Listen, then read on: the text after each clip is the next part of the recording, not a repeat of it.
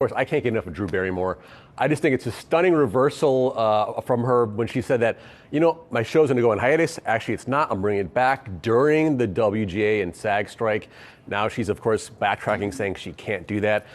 She heard the criticism from other actors and writers. Show's going back on hiatus. Sort of follows also Bill Maher. Bill Maher did a similar thing where he said his show's going to come back. I want to support the below-the-line workers. But then he also backtracked, saying, you know what? We're going to go on hiatus for now. He said that the writers being back at the table, the negotiating table, made it so I'll take a step back, let this happen. But kind of goes to show you the pressure that production companies face, the workers that are below the line that aren't guild workers, all that kind of stuff's coming to a head right now, and it's been over 6 months that they've been on strike? Right. Since April. Yeah, and it's just interesting to think, process you said about the workers that aren't in the guild that then are out of work, right?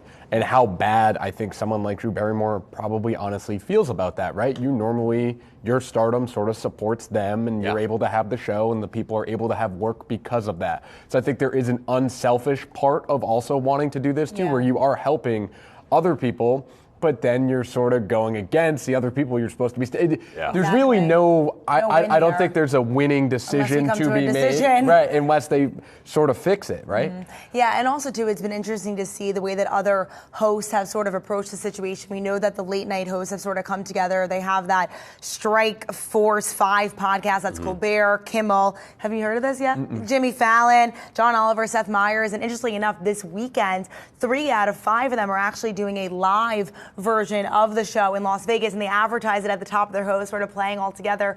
Yeah. But think about all their staffers that are largely out of work as well. And I think the way that all these hosts have approached it, and Drew Barrymore maybe tipped over the line, and now, of course, as you noted, reversed it, is this united front. Many in Hollywood convincing many others to come across as one force so that that deal is reached. And if anybody steps out of line, then others sort of, saying, wait a second, guys, we have to be united in order to get a decision here. But it's not all shows, right? The View is on right now, and they do there's no monologue. It's all ad lib, and people like Whoopi Goldberg are part of a different a signatory to a different type of contract that allows them to do these types of shows without violating SAG or WGA restrictions. So it's funny because that's a juggernaut show that makes a lot of money, and I think that's what's happening with Drew Barrymore. She's feeling the pressure from a production company, and I think they said that we understand her concerns. It's a very complicated issue. We're not going to force her, but I think there is still some pressure there. The production companies and the broadcast channels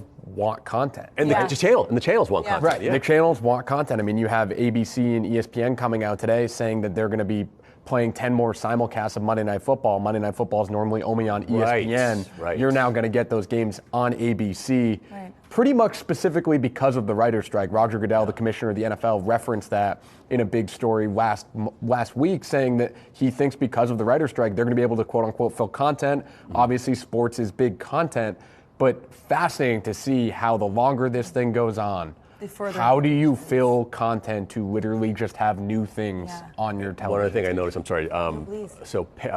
CBS brought Yellowstone, right? They're airing it on CBS now. A big show for them now. So reruns of Yellowstone, it was like the biggest Sunday night or whatever they have. 6.5 million viewers watched reruns of Yellowstone on CBS. So there's a way to sort of try to finagle themselves around this strike that seems to be ongoing. We'll see how long it lasts. I'm not sure. And we've talked about it so often, this rise of reruns, and also the boom that reality TV shows got back in 2007, 2008 during the last writer's strike. And so we often talk on this roundtable about just the further repercussions, whether it be more sports shows or more reruns or perhaps more reality shows that come out after this. And so stay tuned for more content on that front.